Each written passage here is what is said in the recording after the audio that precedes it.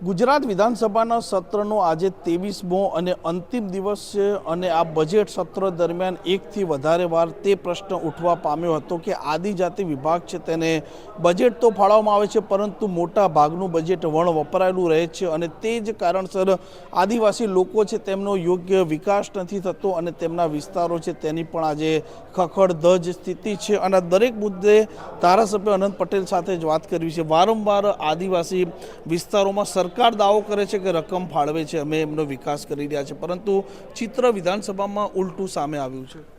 આદિવાસી વિસ્તારની આદિજાતિની જેટલી ગ્રાન્ટ મળવી જોઈએ એટલી ગ્રાન્ટ અમારા વિસ્તારમાં અમને મળતી નથી અને વણ વપરાયેલી ગ્રાન્ટ બીજા હેડમાં ફેરવીને અમારી સાથે અન્યાય કરવામાં આવે છે। એકચ્યુઅલી આખા ગુજરાતમાં અમે 15% છે, 1 કરોડ ને 10 લાખ કરતાં પણ આશરે વધારે છે, ત્યારે અમારી વસ્તીને વિસ્તાર મુજબની અમને ગ્રાન્ટ આપવી જોઈએ પરંતુ એ અમને મળતી નથી।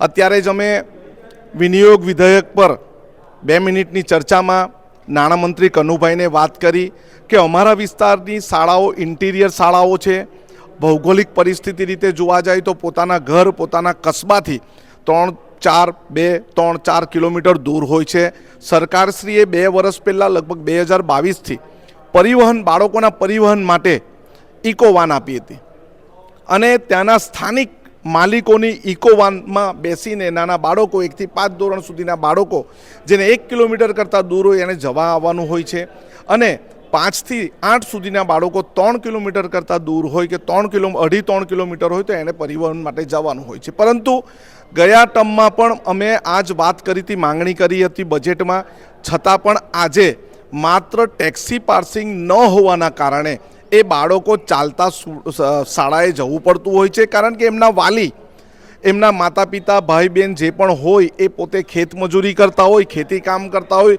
અથવા જંગલમાં કંઈક કામ કરવા માટે જતા હોય, ત્યારે એ બાળક માત્ર ને માત્ર પરિવહન ન હોવાને કારણે અને પરિવહન માટેની ગાડીઓ પણ ગામડામાં છે પરંતુ એ ટેક્સી પાર્સિંગ ન હોવાને કારણે આરટીઓને કારણે એને મંજૂરી મળતી નથી ને બાળકો એની હાલાકી ભોગવે છે।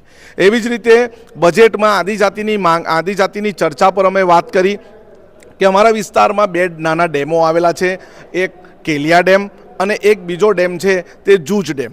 જૂજ ડેમ પૂર્વની સાઈડે ઉપલા વિસ્તારમાં પાણી પીવાનું હોળી પછી પૂરું થઈ જાય છે। અમારા વિસ્તારના લોકો પશુપાલક બન્યા છે, એવા સમયે પશુઓને પીવા માટેનું પાણી પણ અત્યારે વેચાતું લાવવું પડતું હોય છે।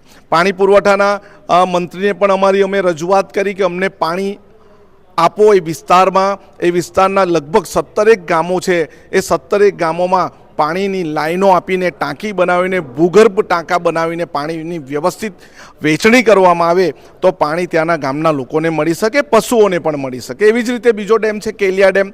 કેલિયા ડેમમાં વર્ષો પહેલાં પાણીની પાઇપલાઇન કરવામાં આવેલી હતી પીવાના અને ઘર વપરાશના, પરંતુ ખૂબ જર્જરિત હોવાના કારણે ત્યાંના વાંસદાના તેમજ ચીખલીના પણ એની સાથે ગામો આવે છે, તો 21 જેટલા ગામોમાં વ્યવસ્થિત પાણીની યોજના બનાવીને ત્યાં ટાંકી અને સમ મારફતે પાણી ઘરે ઘરે પહોંચાડવામાં આવે તો ત્યાંના દુધાળા પશુઓને પણ પાણી મળી રહે। એવી જ રીતે શાળાના પ્રશ્ન, એવી જ રીતે આંગણવાડીના પ્રશ્ન, એવી જ રીતે જંગલની જમીનના પ્રશ્ન અને સૌથી વિકટ અત્યારે આદિવાસી સમાજનો પ્રશ્ન છે કે અત્યારે જીપીએસસીની વર્ગ 3ની પરીક્ષામાં 40% કટ ઓફ માર્ક્સ આપ્યા છે, જેના કારણે 157 જેટલા આદિવાસી બેરોજગાર યુવાન જેમણે રોજગારી મેળવવા માટે પરીક્ષા આપી હતી એ નીકળી ગયા હતા।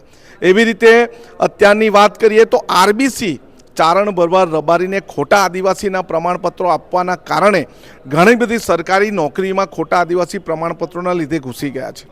એમણે ઓબીસીમાં દરજ્જો પણ આપ્યો છે અને આદિવાસીમાં પણ દરજ્જો આપ્યો છે। ત્યારે અમારી ત્યાં માંગણી મૂકી ત્યારે એક માંગણી હતી કે 3 વર્ષથી આ સમગ્ર મામલો કેન્દ્ર સરકારમાં છે, પરંતુ આ ગુજરાત સરકારની ઈચ્છા શક્તિ નથી કે આ પ્રોબ્લેમ સોલ્વ કરે। અત્યાર સુધી અમે પણ આદિવાસી પ્રમાણપત્રો અને શિષ્યવૃત્તિ લઈને ભણ્યા છે, એવા સમયમાં અમને જ્યારે પ્રમાણપત્રો આદિજાતિમાં સમાજ કલ્યાણ અધિકારી આપતા હતા, જેવી રીતે અત્યારે મામલતદાર આપે છે, પરંતુ 2017 પછી આ દાખલાઓની લાણી કરવામાં આવી, જેવી રીતે ગરીબ કલ્યાણ મેળા કરવામાં આવે એવી રીતે દાખલાઓ સ્ટેજ પરથી મંડપ પાડીને આપવામાં આવતા હતા।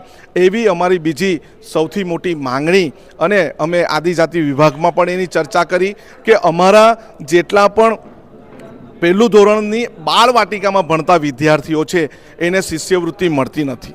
એ ઓબીસીના બાળકોને મળે છે બાળવાટિકાના, અને બીજા બાળકો એસસી બાળકોને મળે છે, પરંતુ આદિવાસી સમાજના બાળકોને બાળવાટિકામાં શિષ્યવૃત્તિ મળતી નથી.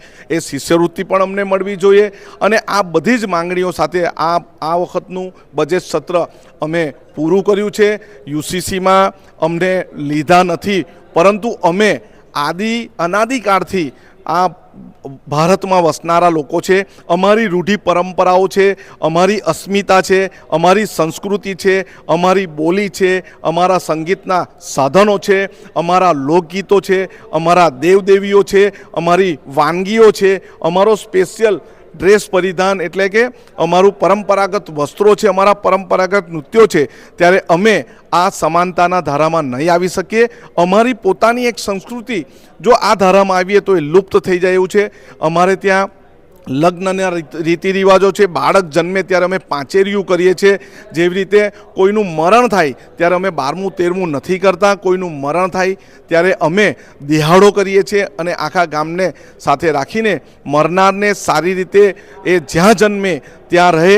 અને અમે પ્રકૃતિના પૂંજક છે. અમે પરંપરાગત રીતે જે પ્રકૃતિ છે, અગ્નિ છે, ગગન છે, ચાંદ છે, સૂર્ય છે, વાઘ છે, અમે એની પૂજા, જળ છે એની પૂજા કરીએ છીએ. એટલે અમે આ યુસીસીમાં આવી શકીએ નહીં. અને જો આગળ જતાં બી આ ધારામાં કંઈ સુધારો, આ સંહિતામાં કંઈ સુધારો લાવશે તો અમે એના પ્રત્યાઘાતો આપીશું. અમે આંદોલન કરીને પણ અમારી અસ્મિતાને બચાવીશું.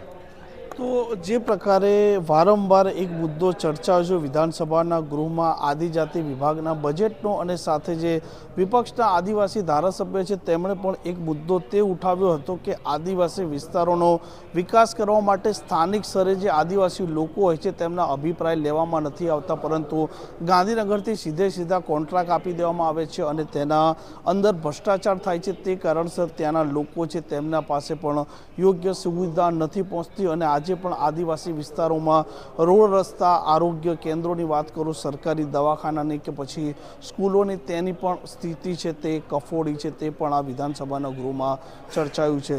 તોફિક ગાંચી, નવજીવન ન્યૂઝ, ગાંધીનગર.